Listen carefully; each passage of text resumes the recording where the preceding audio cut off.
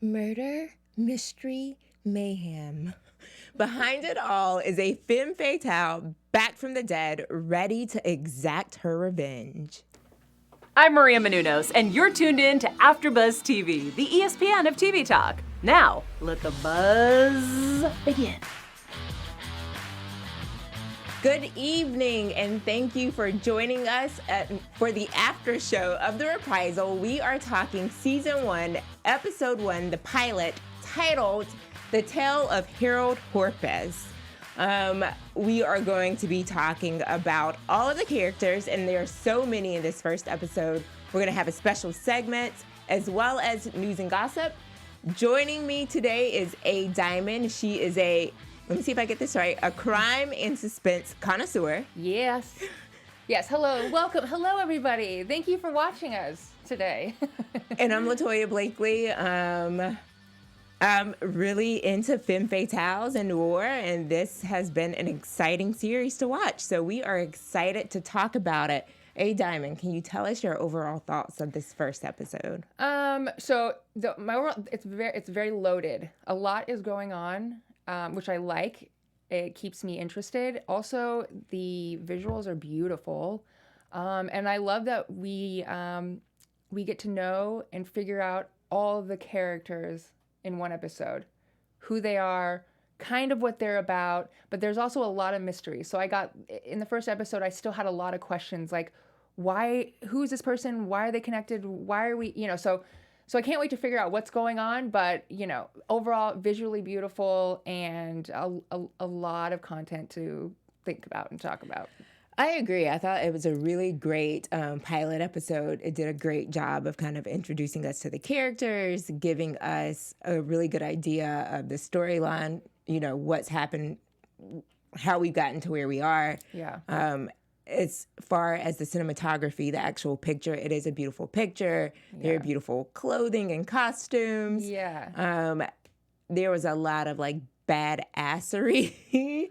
A lot of that, especially at the end. Yes, right. So it was a lot. It was a really good episode, and it pulled me right in. Yeah. And so speaking of a lot, we get introduced to a lot of characters in this pilot episode. And it seems that a lot of them are heavy hitters. They're not just one-off characters that maybe we see for an episode or two. They're here for the long run. Yeah. There's depth to them. You could tell. And that's to your point. It's I still don't understand who these people are. So I know that we're going to be figuring them out throughout the course of the rest of the episodes, which is great. I'm hooked.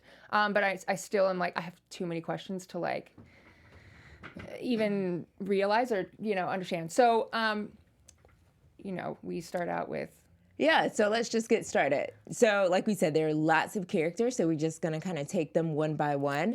Let's start with Dorothy. Doris. Wait, Doris. Doris. Yes, yeah. Doris. We're introduced to her in the very beginning as Katherine. But then we quickly see that she is now living a new life, and she goes by Doris. What did you think about her? So initially, we open with the scene of her driving. It's dark, and we see this dark-haired girl driving the car, on her way somewhere, looking at a gun, okay, what is she about to do? So I felt that setup was awesome. Then we find out that her brother has a bunch of dead bodies lying around him. And that was interesting and awesome. At first I wasn't sure her character, and I thought obviously I could tell she was really pissed, but I didn't understand what their dynamic was, which was good. And when you say dynamic, do you mean their relationship or the dynamics of the relationship? The dynamics of the relationship until she got dragged by a chain. And I was like, oh, so it's, the regular sibling rivalry that we're about to see. So wait, did you think that he was going to let her pull a gun on him and then let her walk away? I thought she was going to go in and shoot some people. Okay. I thought that she was going to go in guns a-blazing. I was kind of disappointed that she didn't do that. But then you find out that it's her brother, and and of course, women and their emotions and their caregiving, she couldn't quite do it. And then she gets handcuffed, and then the best part is like, this isn't the last time you're gonna see me, and he's like, oh, I know it. So at that point, oh, so this is where the revenge comes in. That you know that she's gonna be planning something. So I thought that was great. So that's interesting. And so talking about Doris and just kind of the thoughts about her character, I agree. In the beginning, I think I was a little confused. She gets out of the car, her face is like tears streaked with like mascara running down it. And I think initially my question was like, why has she been crying? Yeah. Like, what was the moment before, right? Like, where is she coming from? Yeah. What does she know? Yeah. And what has led her to this state of being here? Right. And then she gets out, she pulls the gun.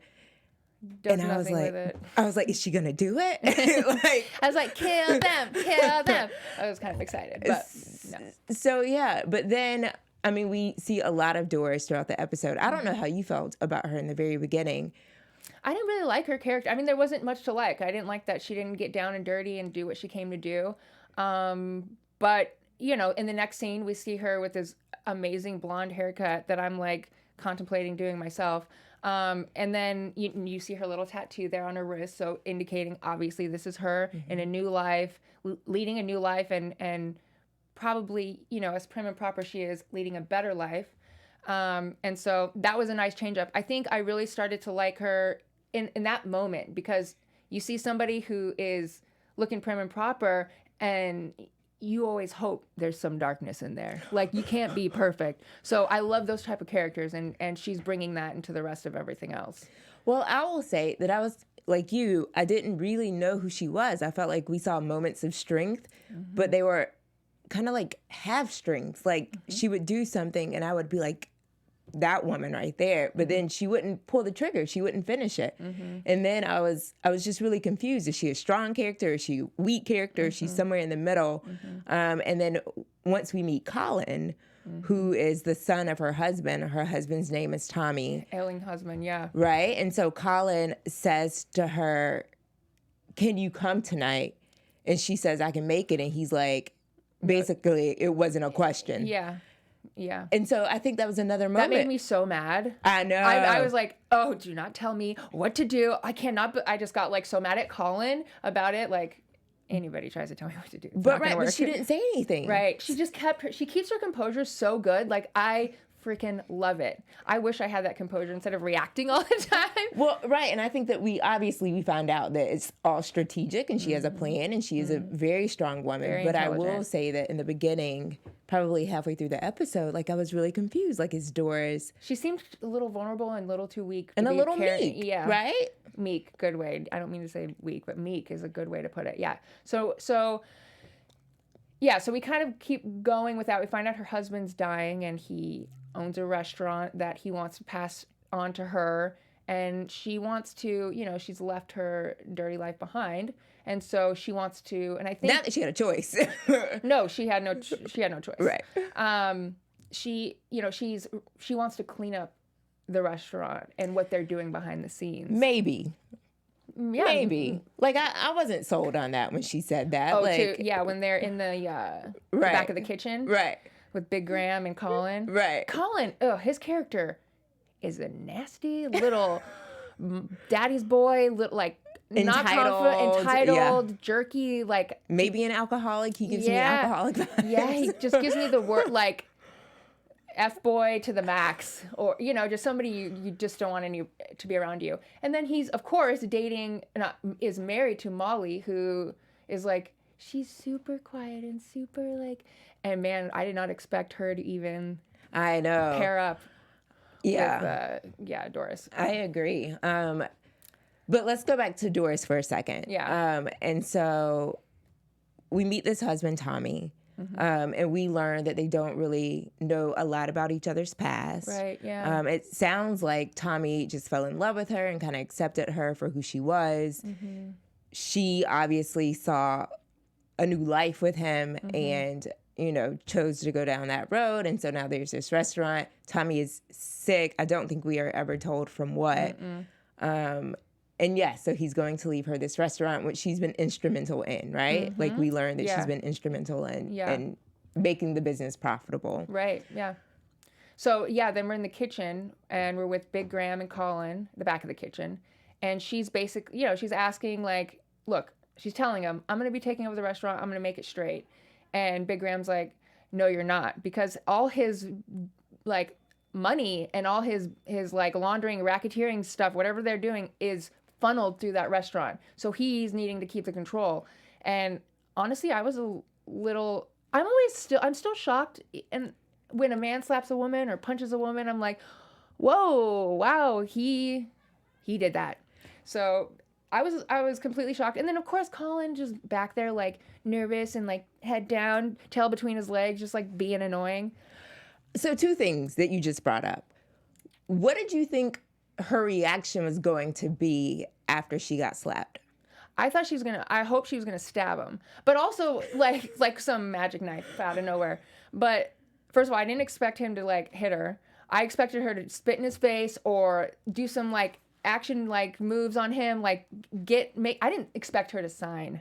That was like a shock to me. I was like, so all this like this character is like all this bravado, right, and then doesn't follow through. But again, it's like her strategy. Like she's smarter. She doesn't need to like attack right away. She's like got a plan. So I'm like, I get irked in those moments. I'm like, fight back or do something. Yeah. And then she's just like, I'm gonna sign. And that I'm goes gonna get handcuffed. And that goes back to me not being sure who she was going to be, right? Because we hadn't yet seen her strength. Mm-hmm. And so, but based on the little bit that we had seen, I did not expect her to take those slaps or to sign that paper. Right. But Yeah. you brought up Colin and you brought up him. And let me say this. Okay. I say that he is so annoying, but let me tell you, if I'm that irked by a character, they're doing a damn good job. Like if I'm hating that person, I'm like, they're doing such a great job at that character. And if it's a bad character or whatever. So good job to Colin. Like his acting is amazing, but yeah, he's highly annoying and yeah, misogynistic and whatever. But yeah. So we have Colin. Colin, like I've said, is Tommy's son. Colin is married to Molly. Yes. And Colin seems to be really wrapped up with Big Graham in that they have maybe they're close personally and have a lot of business dealings. But I actually thought that Colin in the restaurant, in the kitchen, he was regretting it in some way. Didn't he seem guilty or something? Well, that's what I was going to say. I was going to say that was like the only redeeming moment that I'd ever seen from him because he did seem to feel this wasn't right. Right. Yeah. How Big Graham was handling the situation and treating Doris. So that was like the one redeeming quality. And she even said something right after she got punched. She like looks back at Colin and she's like, your father expected so much more from you.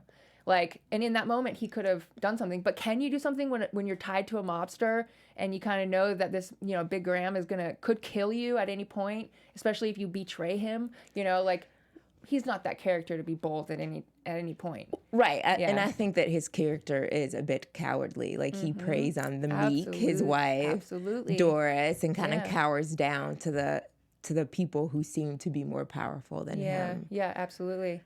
So Big Graham, that takes us to Big Graham. Yeah. As we know, he's like in everything. He's like Sons of Anarchy. He was like original Hellboy. He does a really great job. At this point, I feel like he is, I don't know what his character is going to like be later on, but he seems like she and him are going to have more of an issue. Like he's got more pull than I think we realize, but we'll see. Yeah.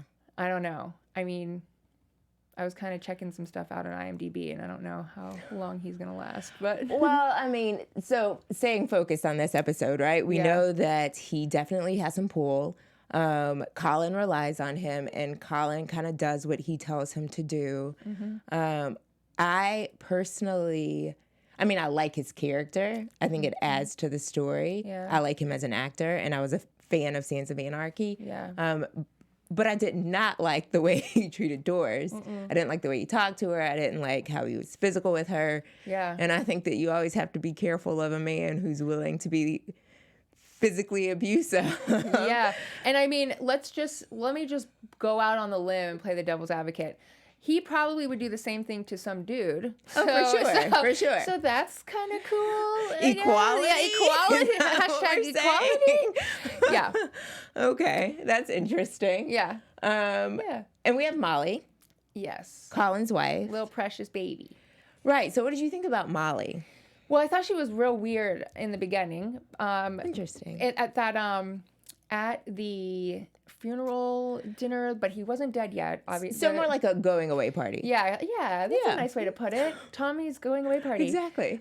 She goes up and talks to Doris, and she kind of has some admiration there for her, but she looks like she's about to tear up, and she's fearful. And then, of course, Colin sees them interacting, and he didn't like that. So he's like, go start the car, and makes her leave. So, at that point, I was like, why is she so... I mean, obviously, I get her husband's like an asshole, but, like, why is she so terrified? Why does she seem so terrified or, like, scared? Or, like, what is going on there? Like, what is she afraid of? What is going on between her and Colin that makes her be that way? So... that's what I mean by she's a little weird there. And so, I don't know. What do you think? I mean... Yeah, I didn't think she was weird. I just got the impression that she was a wife. She's probably... I think she's a stay-at-home wife. I don't know if we know that, but that was the impression that I got, and that her husband controls the house and controls her. And we'd already seen enough of Colin to know that he wasn't the nicest person. And so, yeah, in that, I thought the same thing, that maybe there was some admiration for Doris, that like this strong seeming, put together, right, like, independent, like, woman. Yeah. Right. And so and then what did she say after, like, in that moment? She's like, so what are you gonna do after all this is over? Like, she wanted to know. Like, that was almost like, that might have been the point where Doris knew she could trust her to do some damage. You know what I mean? That might have been the point where maybe they had a conversation that we don't obviously see, but right, like, that might have been Doris's indication, like, oh, she might need out too. Like, she's curious about something outside of this as well. Yeah. So I thought that was interesting, an interesting, like, piece that leads us to, like... That's a good point. I feel like I would have to go back and, like, I remember that happening. Yeah. I just don't know if I really pay that much attention to it. But when you say that, I'm like, that deserves... There's a lot of those little moments in there that... a second replay. Yeah, that, like, one person says a little something, like... You even said this before we started rolling, that she speaks to Bash. And what did she say to Bash in the very beginning? She's like, are you seriously going to do this or something? Oh, yeah. Yeah, and that was a good point you brought up. I'm like, yeah, I totally missed that. Right. Yeah. And we didn't talk about Bash, but we didn't see him a whole lot in this episode. But since you brought him up, we can hit that quickly. Yeah. He's in the opening scene. He is there with Bert, Doris, formerly known as Catherine's brother. Yep. And when basically Bert has said, round Doris up and let's do this, which means we're going to kill her, Katherine looks to Bash and says, right, like, are you really going to do this? Like, I wonder what that's all Right, about. right. So in that moment, I felt like maybe there was some type of backstory between Katherine and Bash, right? Yeah. So it'll be interesting to see what we learn about It their could be history. nothing, but I think it might be something to revisit, For sure. Look, there's so many. I know, there's so much going on. So we find out, that moment with Molly at the... Oh, but don't... Now what? Yeah. Should we... Well, Ethan next, but... So, yeah, I guess we'll just... back to Doris. Yeah. We can briefly hit it. We find out that she really is super strong and super strategic. We find out about Wit. And we learn that Wit is from her brother's gang. Yep. What did you think about Wit when we first met him? I didn't find him very interesting to begin with. Okay. But obviously he's feeding her information, and obviously he has some sort of connection. He has a huge tie to the Brawlers, and she needs him for that purpose. But he is kind of the voice of reason.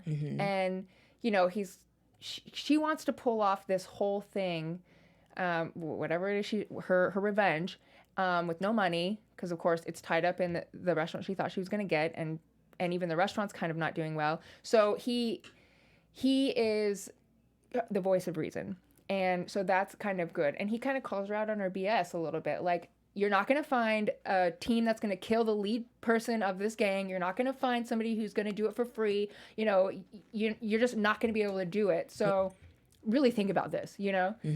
So I kind of liked him in that manner, but for some reason, I couldn't really connect myself to him, or like, I don't know.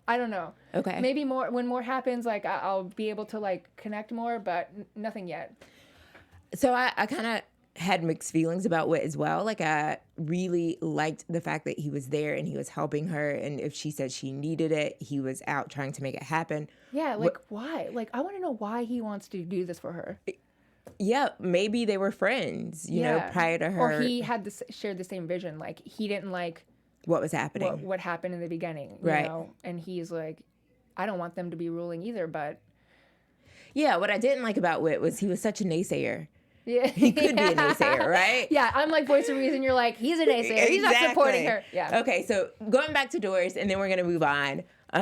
We all saw the episode. We realized that Doris is the ultimate take names and get things done. Yeah. Like that end scene with Colin. She knocks on that door. Molly lets her in. She walks into the kitchen. Tell me what you thought. Well, I want to back up. Right when they open the door, like, the look on Molly's face is like, I couldn't understand it in the beginning, but once the business happened, it was like she kind of was like she's seen a ghost, and like she's like, okay, this is about to happen. Like, she wasn't in her body, and I loved that. It was weird. I didn't know what that look was all about, but I just loved that scene. And then we're in the kitchen, and we're talking to Colin. She's talking to Colin, and he's being Colin. And then, bang, bang. I know. She shot you down. And in that moment, I was like, I am all in. Like, now I understand who Doris is. She is a badass. I am in this until the end. I was so happy. I'm so tired of seeing them treat her like crap. And then when she burned the paper, I was like, now I understand. Like, now I get it. Yeah. And you know, I wanted just the camera angle of when because, you know, she wraps him up with the, like, twisted tie things or whatever. And he's stumbling around the kitchen trying to cut it off. And she's, I mean, I don't even know how to explain it, but we see him profile. She's behind him. I didn't even know she had a gun. Yeah. And then, so her hand is like kind of blocked, and then all of a sudden it just bang right through his head, and then come up to him and bang another one. And I was like, okay, I'm invested. Oh yeah. I like what I'm seeing. Okay, so briefly, and then we have to move on. So Tommy, what did you think about Tommy? Well, I did believe that their relationship was real. Yes. And so I never doubted that. I thought Tommy's a sweet guy, and he loved her, you know. And even in that conversation in the dining room, they both had a dark past. And his dark past is whatever's happened with Big Graham, obviously. I don't know specifically what. And then, of course, her dark past. And I love that they didn't have to share that moment. And so they're, you know, he's a man that respects her and respects the love they have between themselves and the people they are now. And so I think he's a stand-up guy. I'm sad to see him leave, but hopefully we see him in other episodes, like, to tell us more backstory. Right. But, you know. What I liked most about him was that he really put her first and before everything else at that point. And when he told her at the dinner table, like when he asked what happened to your face, and he knew that it was Colin and Big Graham, and he said, you do what you need to do. Yeah. And that means gave whatever. Her permission to, Right, and that's exactly what she did. Yeah. Okay, so we've got to move on, but before we get into the next topic, you have a message for our viewers. Yes, you guys. Okay, so before, you know, we finish this episode, we really want you to give us a thumbs up on YouTube, like us, comment. If you're watching us right now, just give us the business. Tell us what you feel about everything that's going on. If you're on iTunes, you know, like us there. Subscribe wherever you can. Leave comments, everything. You know, I love being a part of AfterBuzz Network because I am a TV fanatic, and I love the fact that I found a passion for what I love to do, and it being talking about the TV shows that I'm watching. And so this is just has opened up like a possibility for me. And so, it makes me so happy that you guys are here watching us talk about TV, which sounds so insane. But, please show us your love and thank you for supporting us. So get a moment, thumbs up us, follow us on Instagram, follow us on Twitter. We're always putting up new stuff. And definitely stick to your Reprisal because it's a badass show. It is. So jumping back into characters we met, we have Ethan. So we're introduced to Ethan. And so it's through Ethan that we really learn about the Brawlers. Yeah. What did you think about Ethan? Well, I thought he was a character who was running from something, scared and desperate, and but also a good guy underneath it all. Yeah, he definitely gives off like good guy vibes. Yeah. I didn't quite, we don't know who he's calling. We don't know why he's waiting in the diner. But at one point when he's waiting in the diner, he's already got the 2 coffees and the 2 donuts or whatever the guy on the phone made him order. Mm-hmm. I did question him, like, how does he know the person pulling up? Or, I'm like, how did he know that was the person? Because he was like, how will I know? And the guy clicks and hangs up on him. I'm like, wait, how did you know that was the person? So I thought that was a little weird, but... I thought the person said, you'll just know. Or did I make that up? Maybe. I don't know. I feel like he was just like, the guy on the phone was like, do this and do this. And then he was like, okay, well, how will I know? Click. So I don't know. Got it. I do agree with you. But no, maybe he did say, you'll know it's me. Yeah. I thought so, but who knows? I don't know. But I did agree with you. I felt like Ethan was obviously running from something. He seemed kind of scared and nervous about what he was going into. But seemed like he didn't really have a choice. Like, that's what he needed to do. Yeah. I kind of appreciated the way the Brawlers let him in and basically said that, like, if you're with us, you're with us, and you don't have anything else to worry about. So he meets them. He gets initiated with this fight. He thinks he gets stabbed. Yeah. Well, I agree with you. I love the fact that they were so welcoming. And I think the reason why they were so welcoming is because they're kind of a subdivision of the Brawlers. They're the River Phoenixes. Yeah. And so, and I really love Maddie's character. He is so cute. Interesting. Yeah. I have a feeling you don't think so. But, yeah, but he was welcomed with open arms, and that's why I was kind of a little shocked when they initiated him the way they did, with going to the bar and starting a fight, and he could have died. But I guess you do have to rise from the ashes to become a phoenix. And I think they're used to fighting, so they're not afraid of a little bar fight. But all those ghouls in there, like, they didn't even know if they'd walk out of there. And they almost didn't. Maddie got punched in the face straight away. I do like Maddie's character because I just feel like this whole thing is fun. Like, he loves this lifestyle. He loves this gang. And he loves such a good actor. Everything about it. Yeah. Which is interesting. Yeah. And he may be the only character that we've seen so far that's really just enjoying where he is. Yeah. Like, everyone else is kind of running from something, trying to get back at someone, trying to gain something. And Maddie is just like, this is the best thing ever. He's like, I'm going to make a new group. Yes. Yeah. It's a good character. I didn't think about it in that way, but it is a good character. We briefly see Meredith at the club. Did you have any thoughts about Meredith? Right now I'm feeling like I don't really know if I like her character yet. Okay. I didn't quite understand, or really, I don't know, maybe it was the execution or something, but we find out who her character is kind of by her, like, with this cute little walking through the bar, and she has, she's almost like she's in the mix of it all, but like we can't, like, I don't know. I don't know if I really like her right now. Okay. I can kind of see that. She seemed a little entitled, like a little bratty, but very sure of herself and not concerned about, like, the haters almost. But I'm like, is that true? Like, are you really that confident? Well, right? Maybe, maybe not, but I definitely it just liked... doesn't, I don't know if confidence is like her thing. I liked the way she walked out and owned that performance and owned the show. And I liked the costumes of that, of like the club, the people in the club, and the way it was shot. I just thought it was really well done. And I was like, maybe I would be a dancer. Maybe I'll do burlesque too. If that's the way it looks. No, it's of course it's beautifully shot, and you know, I just don't know how I feel about her yet. We'll see. We'll see how she turns out. But she does seem entitled.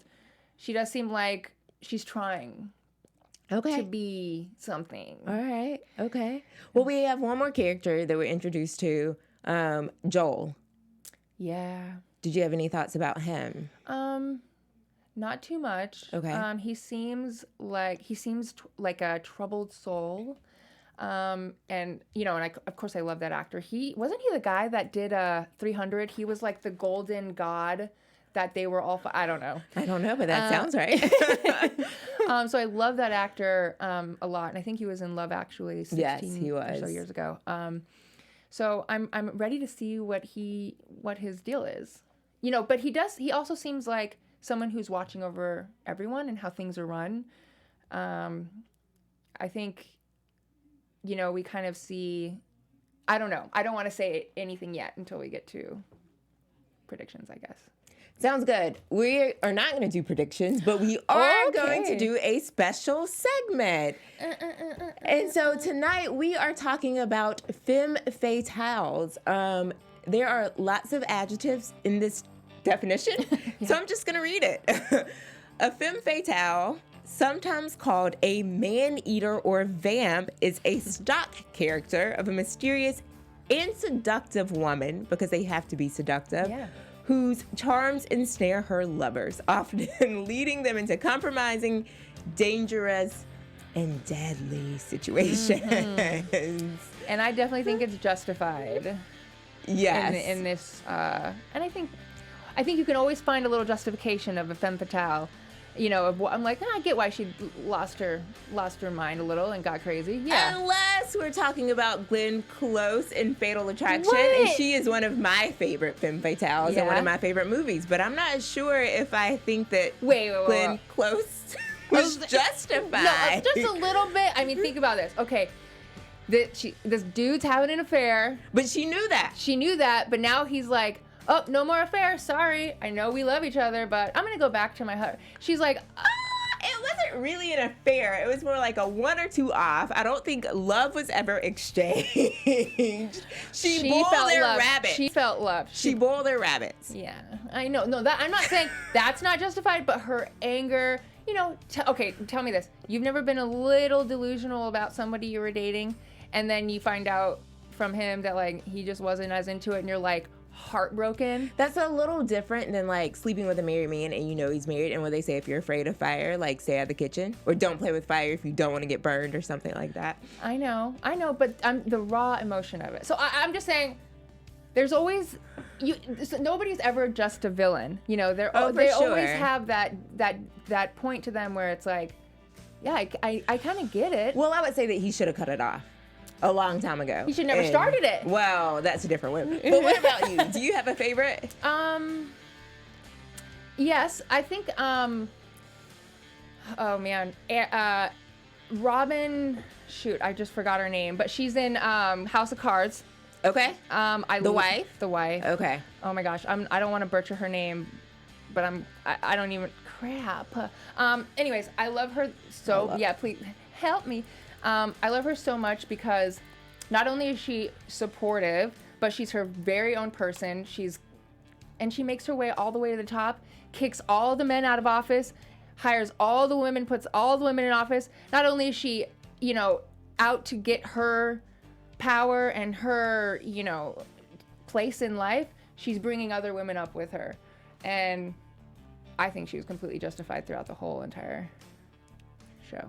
And there was a lot happening in that show. Robin Wright. Robin Wright is her name. Princess Brides. She was the girl in Princess Brides long ago. One more thing. You have some news for us tonight. Yeah. Okay. So I was Yes, I do have some very interesting news. So I was researching a little bit about what the critics were saying about Reprisal. Okay. And like us, they do love the visuals. It's beautiful. It's amazing, very fun to watch, keeps you drawn in. But unlike myself, and I think you, they did find that this storyline was a little dull, and that the bloody scenes were probably making up for that a little bit. And then also they thought the male characters were a little dull. And they felt like the attention of Doris, or the attention was spread a little too thin throughout all the storylines. But I think it's okay to have all those. What did you think? What do you think about what the critics are kind of saying about it? I disagree. And I mean, I just don't know how you can say that anything about this show is dull. Yes, there are a lot of characters. Like, we see a lot of people. We learn a lot about a lot of people. A lot of storylines. There are a lot of sub-storylines happening. Yeah. But every episode, I feel like the story within that episode is so rich. The characters are rich. They're complicated. People that have, so much happening, so many thoughts, so many desires and concerns and worries. And I think the action is on point. Like, I don't think that it's gory unnecessarily. Yeah, I'm like, we're in a time of mad gore. I don't know why I don't agree with that. I love all the gore. And we were talking about this earlier. I don't like when stories spoon feed you all the information and you don't have to figure anything out. So I like the fact that that Reprisal doesn't tell us everything up front. Yeah, you got some questions. Right, and we have to go along for this journey, which to me has been a very enjoyable journey. So me too. I disagree with the critics. Yeah, I disagree. I do understand where they're coming from, but I see a lot of potential. I get what they're trying to do. So I can see both sides, but I'm on your fence a little bit more. Like, this is an enjoyable show to watch, and the characters are awesome. The storylines are great, and I think they're going to get more in depth, and maybe we're going to get introduced to some new characters as we keep going. So, yeah, that's the news, and those are our thoughts. Those are our thoughts. We have run down so much. Thank you for joining in. Thank you for sticking with us as we discuss the main characters in the pilot episode of Reprisal. I'm LaToya Blakely. This is Adiamond, my co-host. Where can they find you? You can find me on Twitter at NotYourType. It's NOT_YUR_TYPE. Same handle for Instagram. And I would love for you to join my life. Yeah, let's do it. And you can find me on Instagram at LaToya.Blakely, Twitter at Blakely.LaToya. I am also hosting on a couple of other shows. Servant, which is amazing, so please check out the show. Check us out, as well as Stumptown, which is on ABC. It's also a good show. That is a good show. A good after show. Check us out. Until then, have a great night, and we will buzz you later. Thanks for joining. Bye-bye. Our founder, Keven Undergaro, and me, Maria Menounos, would like to thank you for tuning in to AfterBuzz TV. Remember, we're not just the first, we're the biggest in the world, and we're the only destination for all your favorite TV shows. Whatever you crave, we've got it. So go to AfterBuzzTV.com and check out our lineup. Buzz you later. The views expressed herein are those of the hosts only and do not necessarily reflect the views of AfterBuzz TV or its owners or principals.